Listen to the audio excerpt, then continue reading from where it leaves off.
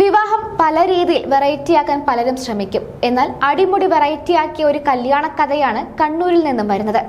കണ്ണൂർ ശ്രീകണ്ഠപുരത്തെ വ്യത്യസ്തമായ ഒരു KSRTC കല്യാണമാണ് പുറത്തു വരുന്നത്. വരനും വധുവിനും കല്യാണത്തിന് പങ്കെടുത്തവർക്കും KSRTCയുമായി അടുത്ത ഒരു ബന്ധമുണ്ട്.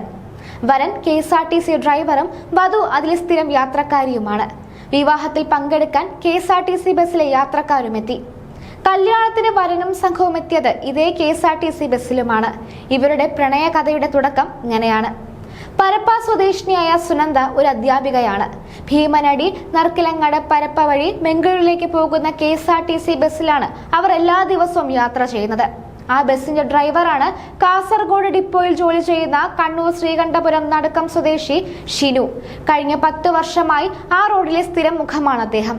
തുടക്കത്തിൽ എന്നും കാണുന്ന ഒരാളോട് ചോദിച്ചു തുടങ്ങുന്ന സൗഹൃദ സംഭാഷണത്തിൽ നിന്നും തുടങ്ങിയതാണ്.